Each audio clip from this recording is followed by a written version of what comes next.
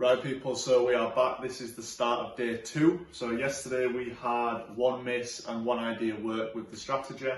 So what I will normally do about 7:30, I will come and analyse all my charts, see my areas for the day that I am interested in, and then following that I will plot them out. Now obviously the 4-hour candle closes at 10, so I've analysed this morning and there's no setups as of yet.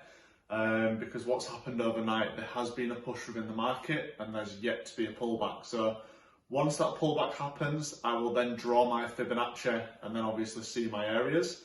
There's a couple of areas that were hit overnight, which I will break down on the charts just to show you what happened.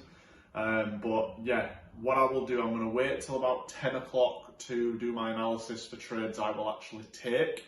But for now, what I will do, I will break down the trades that happened last night. So we're now on the charts now. These are the positions which played out overnight. So there was this position here on Euro Australian dollar.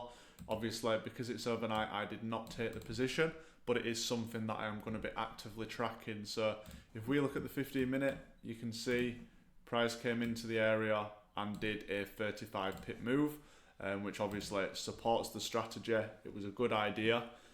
So that's obviously something which will go into the journal that I showed you yesterday. There was also a position on, I think it was EN, if I just have a look, 2 seconds, here, which was obviously a higher fib. If we go into the 15, we can have a look what happened. So overall, price has done 30 pips from the level, and it did go into the red about 25 pips. So that is something that I will track on my charts, is the amount of drawdown a trade does, so I can analyze my stop loss and amend it for obviously what I am seeing happen in the market. There was also this position here on AJ.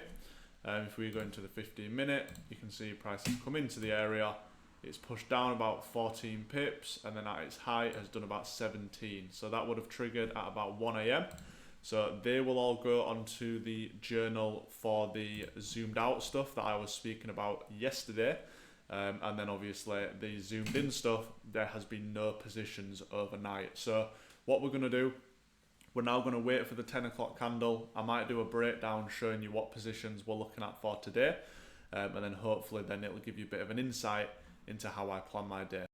Right guys, so I've done my analysis now on the 10 o'clock candle. The only position that I think looks good for today is this 61 fib long on gold. So assuming price can push down another 150 pips, I will look to take this position with an 80 pip stop loss, okay? As mentioned yesterday, we are doing a £500 account flip, so there is 5% risk on this position. So that is it for that.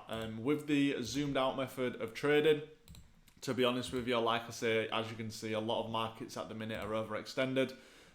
This on NJ, I would personally class now as a miss. So I would not be taking that position. If we just have a look, I will mark that purple. What I intend to do this kind of trading day now I know that there's not going to be many positions. What I'm actually doing this afternoon, I'm going back to my old house where I have my full trading set up.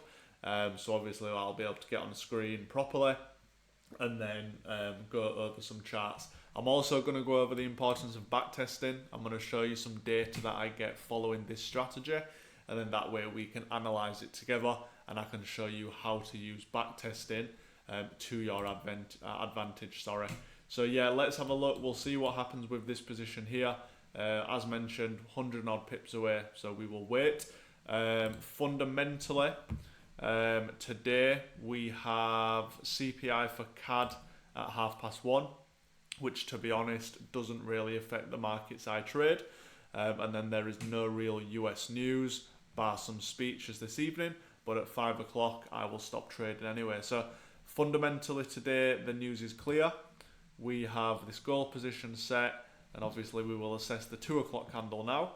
But for now, I am going to wrap this up and I will update you as the day goes on. Right guys, don't mind the room, we're decorating at the minute.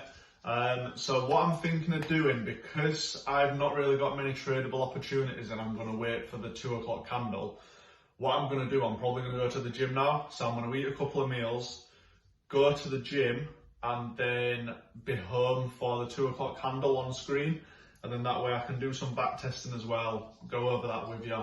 And I'm not going to miss out, because by trading the 4 hour, the time between the 10 o'clock candle and the 2 o'clock candle, if you don't have any positions set like that gold, it doesn't matter, because no new candles are forming once they're closed. So that's the way I kind of look at it. So due to the fact that gold is the only pending I've got set until 2 o'clock, between now and 2, that gives me a 4 hour period to do what I want.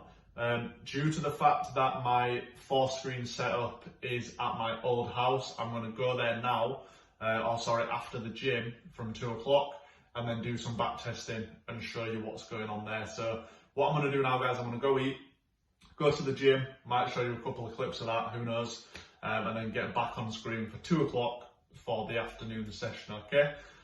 So that's POA for today. So yeah, I'm going to go eat now.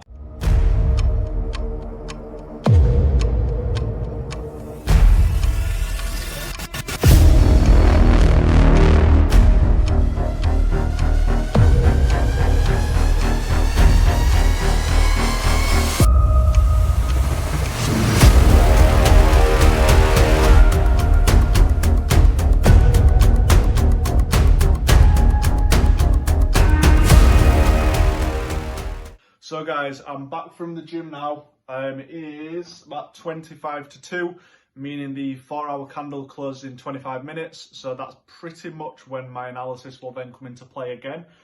To be honest, from what I've just seen, every pair is still continuing to push. So when you're using Fibonacci's, unless price starts pulling back, there's no real point drawing it, because again, if price keeps pushing, then the fib becomes invalid.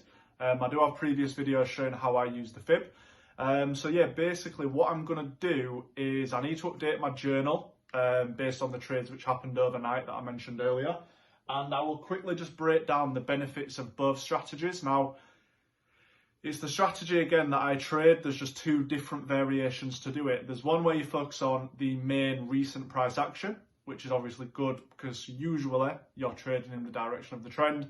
And in the zoomed out version, you are catching the pullbacks on bigger pushes. Now, if there's a day like today where euro and pound are just continuing to push, that sometimes causes danger with the zoomed out way of trading, because again, if momentum is there and price keeps pushing, it sometimes breaks through your zones, okay? So what I'm going to do, I'm going to probably go for a quick shower, come back down, double check the charts to make sure that I am happy that there's no trades besides that gold one that we spoke about earlier. And then following that, we will go into some back testing where I want to go on the charts, show you how I back test, how I analyze the data.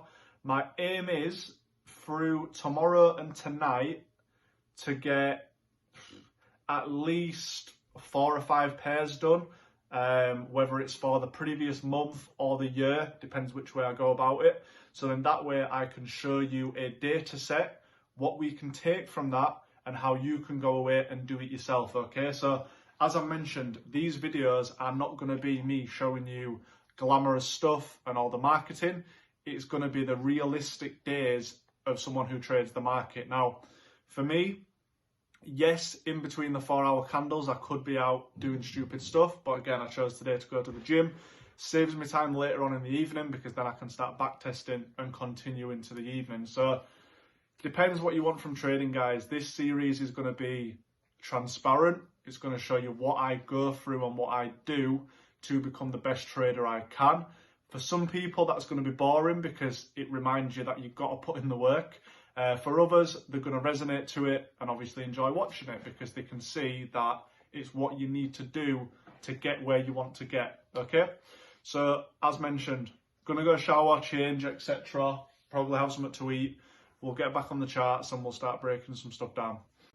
So guys, I've just finished back testing EA for the zoomed in and zoomed out. So I'm going to go on to the charts in a minute and kind of show you what we were looking at.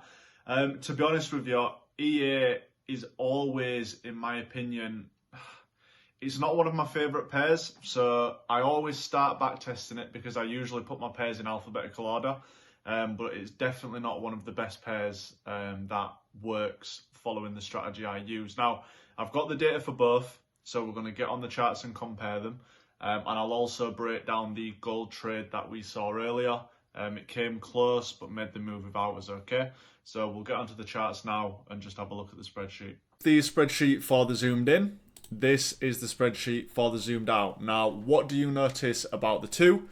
Zoomed out has way more trades over this period, where the zoomed in doesn't as much. I'm yet to put the news in for these trades, but basically, just to break it down, we can see that with the EA on the zoomed out method, you can see there's a high volume of trades.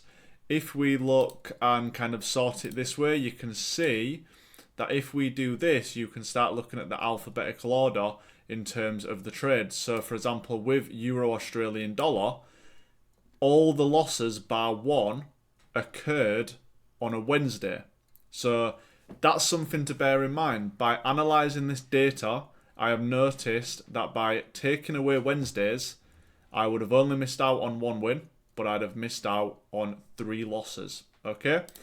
If we go back, there's another way to do it. You can look at the time period. So if we look at the times, you can break it down into the sessions that you trade, okay? So this is kind of the split. So overnight, Euro Australian dollar, you'd have had 1 loss, 2 wins, and 3 misses. The misses are something that I'm going to kind of address in a minute.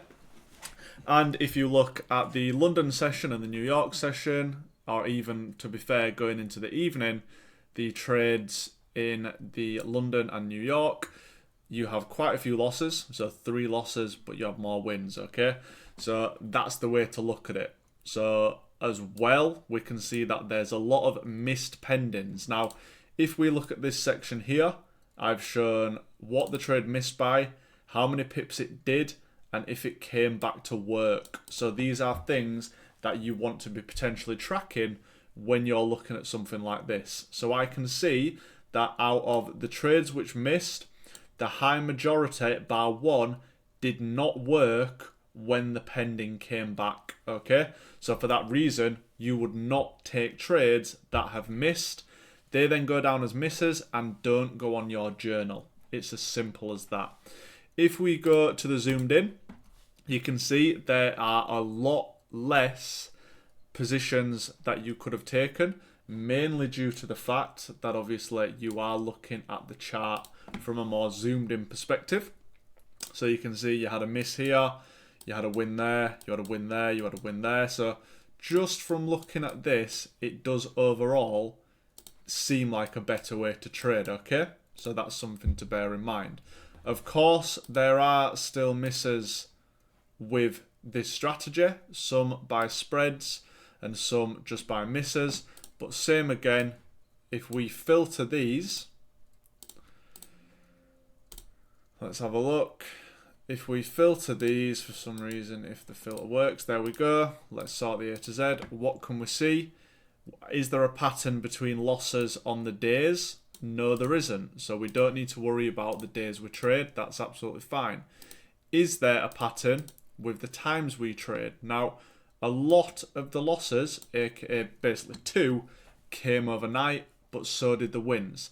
Partner that with the risk to reward, obviously being positive, you can see that actually overnight is more beneficial to trade, and you had 2 missed pendings here. Now, I don't want you to be alarmed at the volume of trades, because what you need to consider is that I trade about 10 pairs. So by looking at this data, removing things potentially like overnight trades, if there's any news, and so on and so forth, by doing that, you're then lowering the amount of trades you've taken. So for example, if we look here at the London trades, the session realistically that I would be trading, this is kind of here. Is there anything I can do within that session to make my win rate better? I need to go over the news like I have here, upcoming news while I'm in the trade, all these things I will take into consideration when I'm looking to refine my strategy and find my edge within the market, okay? So it's 4:30 now. I'm just going to quickly break down the gold trade I was looking at, which is here. You can see, if we go back to here, price did keep pushing down. This was the area we were kind of looking at. Obviously, it's missed by about 80 pips and then obviously done a 300 pip move. So for that reason, I am now not interested in this position for the time being. I'm going to obviously reset my pendings in the morning. So for now, that is where we stand. I will now continue to backtest into the evening. So by the time I update you guys in the morning, because this is obviously a daily episode, by the time I update you in the morning, I am going to have a lot more data to look at, and I can show you what I've done and the conclusions I have come to by backtesting the strategy, okay?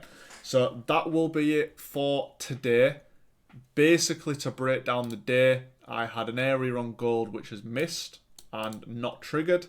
So for that reason, there have been no trades. You can see overall, the market for the most part has been slow, not much movement.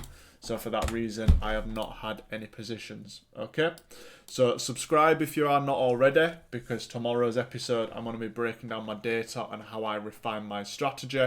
If you have any questions, please just drop them in the comments, guys. But yes, I will see you tomorrow.